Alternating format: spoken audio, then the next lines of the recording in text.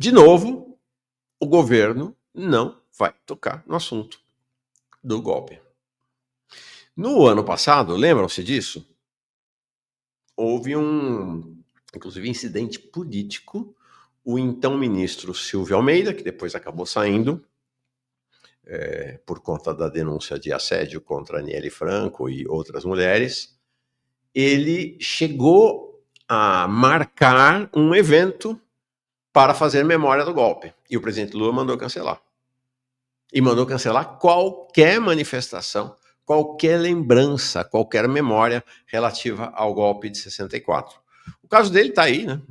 O processo está andando sobre essa questão do assédio sexual, né, contra a Marielle. A gente vai acompanhando. Agora, significativo, né? Que Marielle, isso não tem nada a ver uma coisa com a outra, né? Mas Marielle, Ministério da Igualdade Racial, né? Os negros foram atacados violentamente durante a ditadura militar. Ela não abre a boca para falar sobre isso. Também obedece à ordem do presidente Lula. Este ano a mesma coisa. Só que este ano não tem nem assim um incidente político interno. Tá, sabe assim, as coisas vão ficando naturalizadas, né? Tá de barato que não vai ter nada. Que o governo vai olhar para o lado em relação ao golpe de 64. Isto tem a ver com o que está rolando hoje quanto à tentativa do golpe do 8 de janeiro e antes do 8 de janeiro, né? Na verdade, as seguidas tentativas de golpe que houve ao longo de 2022, culminando com o 8 de janeiro em 2023. Porque o que está acontecendo hoje tem um grande acordão, gente. Vamos olhar as coisas como elas são. Tem um grande acordão que pega dos liberais aos progressistas, tá? Que pega da presidência da República ao STF. Que acordão é esse? Olha só que interessante, que significativo. Só nós, das mídias, entre mídias progressistas e nós que somos mídia de esquerda, estamos dando esta manhã, gente, 31 de março, não é pouca coisa, estamos dando o golpe como manchete. Todo mundo ignorou. De certa maneira, atende-se à orientação, à ordem do presidente Lula. Todo mundo olhando para o lado no 61, do 61º aniversário do golpe militar. E aí tem um processo que está acontecendo que é muito interessante, porque a conexão entre 31 de março e 8 de janeiro, o golpe de 64, a tentativa de golpe de 2022/2023, é óbvia, é evidente. São as mesmas Forças Armadas, a mesma estrutura, o mesmo pensamento, o mesmo processo de formação política e ideológica, cúpula das Forças Armadas envolvida até a raiz do cabelo com o golpe vitorioso, 64, e o golpe derrotado agora. E aí o que o governo Lula está fazendo? Cortando. Desconectando um golpe com outro. Então, o foco todo dos governistas, dos progressistas, do governo, é 8 de janeiro, 8 de janeiro, Bolsonaro, Bolsonaro, Bolsonaro. E faz de conta que isso aconteceu por geração espontânea. Que isso não deita raízes na história das Forças Armadas e não está profundamente vinculado à dinâmica do golpe de 64. É isso que está acontecendo hoje. É isso que está acontecendo hoje. E aí, eu vou mostrar para vocês daqui a pouco. E aí fica uma história que é a seguinte: não, o Lula está fazendo isso porque ele é muito prudente. O Lula está fazendo isso porque ele tem sabedoria política. O Lula está fazendo isso para atravessar esse período. É essa conversa que a gente escuta, né, da sabedoria de Lula. Mas não é só isso, gente. Isto tem repercussão. Isto vai formando cabeças, vai formando identidades, vai formando ativistas, militantes, vai formando a opinião pública progressista. E vou mostrar para vocês coisas escabrosas que estão rolando. O que não é só uma manobra tática do Lula, que é esperto e todo mundo entende que é uma manobra tática. Não é isso, não. Esta posição que Lula tem adotado, que o governo adota e que as forças progressistas adotam, né, porque totalmente alinhadas com Lula, repercute na formação das pessoas e na visão sobre 64 e 8 de janeiro. Então você vê claramente uma desvinculação que eles realizam entre o 8 de janeiro e o 31 de março. Aí nós vamos ver essa história da vacina. E prepare-se para joias, tá? Prepare-se para joias. Prepare-se para joias. Qual é o acordão que ou ficou patente com essa história das vacinas? Vamos falar sobre elas daqui a pouquinho. O acordão é o seguinte: o acordão entre liberais e progressistas é o seguinte: vamos tirar o Bolsonaro do páreo. É isso. É basicamente esse o acordão. Tiremos Bolsonaro do páreo, mas sejamos, desculpa, cautelosos, moderados em relação à punição aos demais. Não, Bolsonaro, porque pega ele no golpe,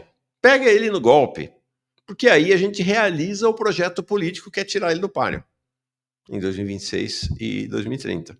Mas baixa a bola com essa história de vacina, baixa a bola com essa história de joia, porque afinal, de um jeito ou de outro, ele faz parte do time, né? Ele faz parte do time, dessa elite brasileira, da elite política brasileira. Não só ele, né? O bolsonarismo, os líderes bolsonaristas, o centrão. Então vamos dar uma acomodada, vamos fazer isso, bota ele para fora do jogo político, mas em relação ao resto, vamos baixar a bola.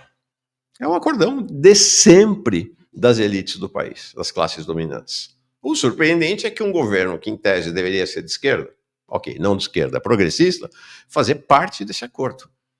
Não apenas como espectador, né, mas como um protagonista deste acordo. Eu vou mostrar daqui a pouquinho. Então, este é o cenário que a gente tem hoje. Aí, ontem, houve manifestações pequenas, mas houve, em São Paulo, no Rio, Belo Horizonte, foram várias cidades do país, para fazer a memória do golpe e para falar do sem anistia. Se você repara bem nas manifestações, o foco foi no sem anistia, não foi mais na memória do golpe. Inclusive, houve uma apropriação de uma manifestação que acontece anualmente em São Paulo. Anualmente em São Paulo acontece, há muitos anos, uma marcha silenciosa que sai ali da Praça Oswaldo Cruz, no final da Avenida Paulista, e desce a ladeira até ali Vila Mariana, acho que é Vila Mariana, até a Rua Tutóia, onde foi o DOI-CODE, um dos principais, se não o principal, centro de tortura e assassinato durante a ditadura militar. Então, é uma marcha, sobretudo, de familiares, né, de ativistas, em geral, inclusive pessoas mais velhas, né, que viveram aquele período, e que descem tradicionalmente, silenciosamente, até a antiga sede do DOI-CODE, que está totalmente descaracterizada, devia ser um museu aquilo ali, devia ser um museu, mas não, é uma delegacia de polícia normal, eu já estive lá mais de uma vez, você não vê mais os vestígios do que foi aquele centro de tortura, totalmente descaracterizado e transformado numa delegacia comum. Então, houve uma apropriação, por quê? Esta mobilização de ontem, o foco dela não era mais 64, era o sem anistia do Bolsonaro neste processo crescente de desvinculação de uma coisa com outra, de um golpe com outro. Tá? Foi importante? Foi importante.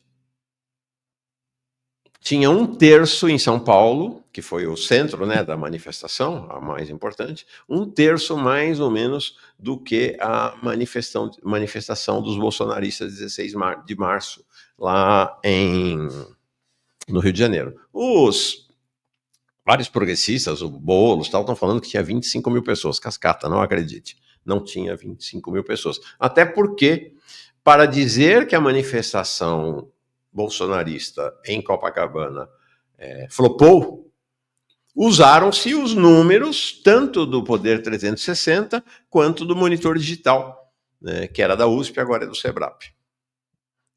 Agora, para fazer a mensuração de quantos foram nessa manifestação, não se usou o número do Boulos, como se o Boulos fosse um contador, né, de manifestação. Então, a manifestação foi menor que a do Rio, cerca de um terço. A contagem do Monitor Digital foi de 6.600 contra 18.300 lá no Rio. a contagem do Poder 360 foi 5.500 contra 26 mil lá no Rio de Janeiro. Isso quer dizer que foi um fracasso? Acho que não. Inclusive, eu divergi, até Jones e eu tivemos uma posição distinta em relação lá à manifestação do Rio de Janeiro. Foi uma manifestação que fracassou, mas não propriamente flopou. Ela já vinha num processo de decadência da mobilização da extrema-direita no país. Mas a gente está vendo, né? 3 vezes mais gente do que ontem. Isso quer dizer que flopou a manifestação de ontem? Também acho que não. Acho que ela, né, teve um quê de fracasso, mas, por outro lado, é preciso entender que enquanto a extrema-direita ocupa as ruas do país, pelo menos desde 2015, ali na derrubada do golpe contra Dilma, 2013 é outra história, né, a esquerda praticamente retirou-se das ruas esses anos todos. Então é claro que você tem um processo, né? Você olha para a Argentina, tem manifestação toda quarta-feira lá contra o fim da aposentadoria dos argentinos. Teve só, neste início de ano, 3 grandes manifestações na Argentina. 3, com milhares e milhares de pessoas. Aqui a esquerda saiu da rua. Então tem um processo também de ir voltando, né? De ir voltando. Houve as manifestações pelo fim da escala 6x1. Tá? Ontem houve essas manifestações, e acho que aí vai num processo se a esquerda e os setores progressistas continuarem nas ruas, porque na mobilização pelo fim da escala 6x1 é uma mobilização só da esquerda. Os setores progressistas praticamente não estão participando. Agora, mesmo na manifestação de ontem, se segura que eu vou mostrar algumas coisas espantosas para vocês em relação a este tema, tá bom? Então, esse é a partir disso que a gente enfoca o dia de hoje, lembrando que hoje e amanhã, 31 de março e 1 de abril, é o breque nacional dos aplicativos. Já começou, já está na rua a greve geral nacional dos entregadores por aplicativos. Né? O pessoal da moto e o pessoal das bicicletas. Gildo, a Cida, acho que eu não falei para ela, com ela. Não, Gustavo primeiro mandou. Professores da Prefeitura de São Paulo em luta contra o confisco dos aposentados, redução salarial dos readaptados e por aumento. Paralisação com ato hoje na DRE, Delegacia Regional do Ensino, acredito, Butantã, 12 horas. Valeu. Geral em 30 de abril na prefeitura, datas dos atos no chat. Gustavo, a gente vai acompanhar e cobrir. A Sumaia, que é professora na rede municipal em São Paulo, tem nos informado sobre isso. Cida mandando bom dia dela, como sempre. O Gildo Bastos, bom dia, Mauro, estava em viagem de campo sem acesso à internet, mas agora de volta para curtir esse grande jornal. Um abraço, Gildo, você é uma delicadeza, obrigado. A Nara Lazevicius Carreira. Mauro, vai falar sobre o aumento que o Lula aprovou para os militares valendo a partir de hoje, um escárnio, né? Os militares, os progressistas alegam, não, porque o Congresso acabou de aprovar, então tinha que ser assinado. Mas, pelo amor de Deus, os símbolos, tem tanta, falei disso no Twitter esse fim de semana, no X. Os símbolos têm tanta força contra as armas. Os símbolos podem matar mais do que as armas, e é muito simbólico que hoje, a partir de hoje, esteja sendo aplicado um reajuste sobre os soldos dos militares, 9%. É o mesmo reajuste para os civis, mas tinha que ser no dia 31 de março. Faça meu favor, tem razão, Nara, é um absurdo, é um escárnio, efetivamente é um escárnio. Vamos lá. Assista aqui no Farol Brasil, um vídeo muito interessante do Jones, gostei bastante, um vídeo de meia hora, foi ao ar ontem, se eu não estou enganado, deixa eu me ver, não, sábado, dia 29, tá? Eu assisti, muito legal, vale realmente a pena assistir, sobre a teoria da história da extrema-direita, muito, muito interessante, ilumina bastante a questão do combate ao fascismo e à extrema-direita e a maneira como eles operam a reconstrução, a revisão da história, não apenas aqui no Brasil, mas no mundo todo. Importante porque nós não podemos embarcar nesse revisionismo. O revisionismo que, por exemplo, diz que 64 não tem nada a ver com 2023. Não podemos embarcar. Assista. Tá aqui no Farol Brasil. Então, é isso. Hoje, então, 31 de março, não tem nada. Né? Veto total a qualquer manifestação do governo. Então é isso, né? Teve lá a mobilização, hoje tem eventos da chamada sociedade civil, pessoal do Prerrogativas, e agora é incrível que eu vi a direção do Prerrogativas, esse grupo de advogados, né, vinculados ao PT e a Lula, justificando, defendendo advogados, criminalistas, advogados que participaram da luta. Não necessariamente eles, mais jovens, mas aqueles que os antecederam, que participaram da luta contra a ditadura, passando pano para esta posição do governo de não falar do 64. A lógica de não falar de 64 é virar a página da história, entendeu? Essa é a lógica do esquecimento. É a lógica da desmemória. É a lógica que interessa aos militares. Apagar a memória do país cada vez mais em relação ao que foi o golpe militar de 64, e não apenas o golpe, mas o pós-golpe, né?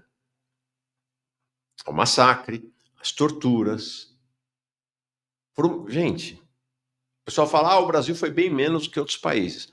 Foram milhares e milhares de pessoas. Por quê? Eu sou de classe média, tá? Uma boa. Mas a classe média militante, ativista das antigas organizações de esquerda, hoje progressistas e mesmo na esquerda, considera que apenas os militantes ativistas das organizações de esquerda, na sua imensa maioria gente de classe média, é que são, e que foram presos, torturados e mortos, é que são vítimas da ditadura. Eles são vítimas? São.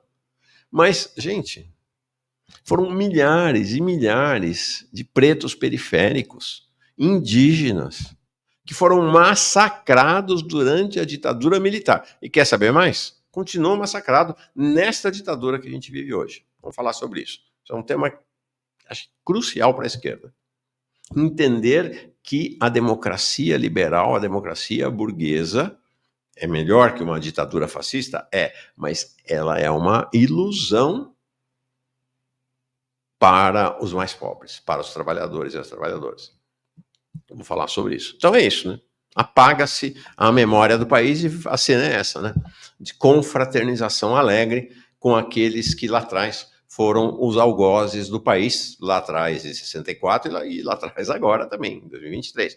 Vamos combinar, né? Que se você está disposta, disponível para acreditar que a cúpula militar atual é ótima, e aí, nessa tese, tanto do governo, quanto dos militares, quanto do Gonê e do STF, de que existiam algumas maçãs podres, acredite. Pode acreditar. A gente sabe que a verdade histórica não é essa. Não tinha maçã podre, não. Não tinha maçã podre. Porque a cesta inteira é podre. Está se vendendo para o país uma história, uma narrativa em relação, por exemplo, ao ex-ministro do Exército, Freire Gomes, vendendo-se como se ele fosse um herói da democracia. Ele foi cúmplice, não abriu a boca. Que foi o que aconteceu em 64. A maioria dos comandantes militares em 64 fez o que o Freire Gomes fez agora. Ficou quieta, em cima do muro. Se der certo, eu embarco. Se não der certo, eu vou posar de herói da democracia. É o que está acontecendo. E este é central no acordão entre Lula, entre Paulo Gonet, que ele indicou, que ele nomeou, entre o STF. E mesmo entre o Congresso Nacional. Essa elite que domina, as classes dominantes que dominam as instituições brasileiras. Eram umas maçãs podres. As Forças Armadas são ótimas, são maravilhosas, são uma instituição respeitável e respeitada, apesar de não ser exatamente isso que as pesquisas de opinião mostram, e nós precisamos saudar as Forças Armadas contra esses radicais, essa extrema-direita, essas maçãs podres. É a tese. É a tese com a qual eles estão trabalhando. Né? Esse é o fato. Esse é o fato. Quem está aqui, a Margot mandando um abraço desde Cambuci. Quem mais aqui? O Tade, tristeza, esse povo. A maioria é pobre de direita, basta ver o Congresso. Não sei não, viu, se a maioria é pobre de direita. Não sei não, de verdade, não sei não. O Cipriano, que foto mais nojenta desses 5 pulhas. Lula indicou, não só indicou, como bancou, como é um dos principais quadros do governo Lula, tá? Não se enganem, é um dos principais quadros, um dos nomes mais poderosos do governo Lula é exatamente o ministro da Defesa, o Zé Múcio, tá? Eu acho que é isso, gente. Vamos embora. Vamos em frente. Onde está aqui?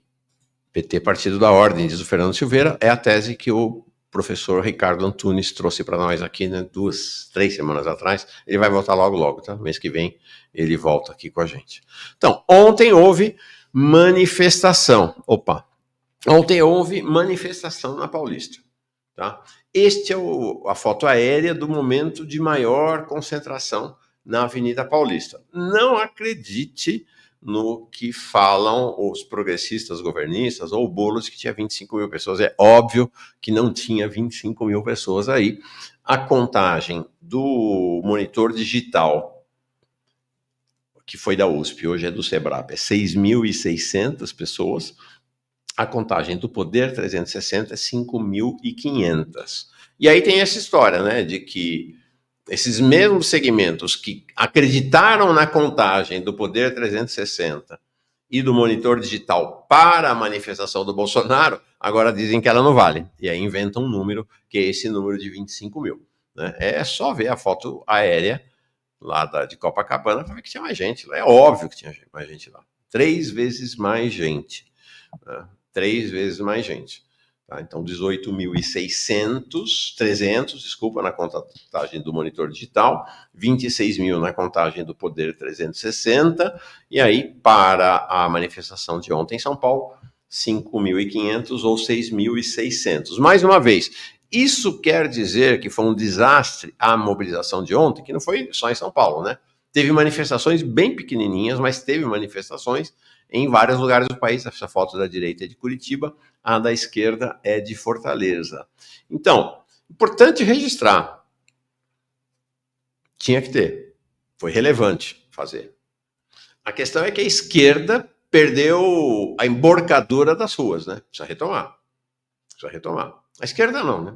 Esse universo progressista do qual, né, nós somos um segmento, que é a esquerda. A esquerda sozinha vinha mobilizando, né, vem mobilizando, como um tema principal do ano, a luta pelo fim da escala 6x1. Os progressistas não participam dessa mobilização. Então, ontem teve manifestação de progressistas, mas a esquerda, o foco dividido entre a questão do sem anistia agora, do 8 de janeiro, e a memória de 1964. Os segmentos progressistas enfatizando o 8 de janeiro e meio que deixando de lado, em lógica com o que o presidente Lula determinou, né, 1964.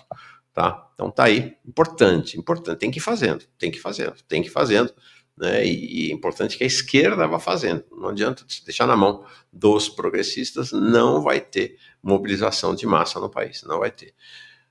Jesus preto e comum, né? Gostei desse perfil. Manda isso aqui é um E, você tá vendo aí cortadinho lá das Europa, então é um euro. Bom dia, camarada. Tu não acha que deveríamos fomentar um desenvolvimento das comunidades ditas como minorias, LGBT, movimento negro, feministas e o rap para conseguir uma revolução de fato? Pai ama. Fechou. Estamos nessa. Fundamental. Inclusive, isso tem sido uma temática cotidiana aqui na nossa cultura brasileira. Toda noite, a partir das 7, com a Thalita Sotero. Então, essas foram as manifestações. Mas, como eu disse,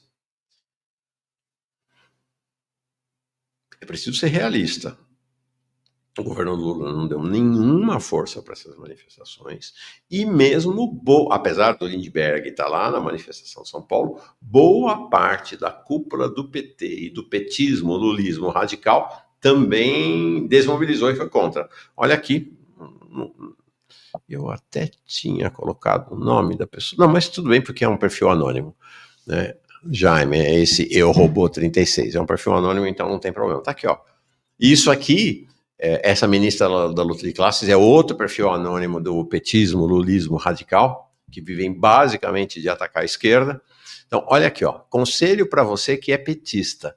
Não vá à micareta psolética de sem anistia, ou seja, do PSOL. Não politize, ó que dramático isso aqui, que grave. Não politize algo que é da alçada do judiciário. Mas se for pagar esse mico, não leve bandeiras do PT nem camisa. Deixa o PSOL e Boulos passarem essa vergonha sozinhos. Só que é interessante porque explicita uma visão que, de fato, a cúpula do PT, a direção do PT, o governo tem, que é olhar para esse processo, relativamente ao 8 de janeiro, às joias, à vacina, como um tema judicial. Entendeu? Não como um tema político-judicial, como um tema jurídico.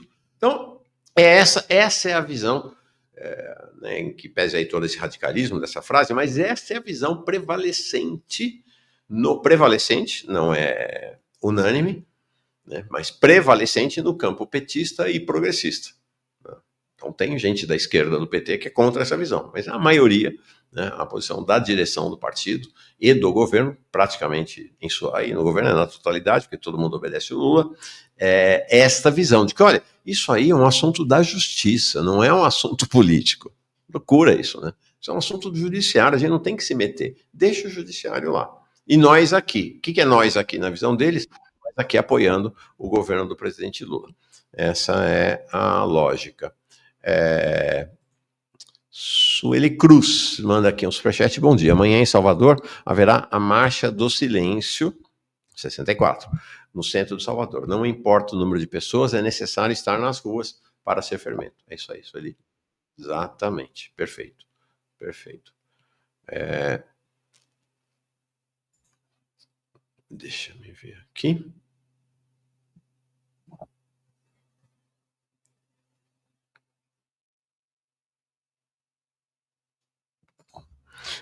Deixa eu me corrigir aqui, tá? Deixa eu me corrigir. Acabo de ser informado que eu mais cedo fui injusto com a Aniele. Eu disse que ela tinha ficado absolutamente quieta em relação ao tema da ditadura. Não fez grande coisa, mas fez um post no sábado, 2 dias atrás, no Twitter, no X, tá? Sobre o golpe, inclusive com aquele trechinho da Dilma Rousseff, quando era ministra da Casa Civil, falando sobre a tortura dela lá, um dos episódios mais famosos, né, do confronto dela com a direita no Congresso Nacional. Tá? Então, fica o registro aí, correção em relação a Aniele, tá bom?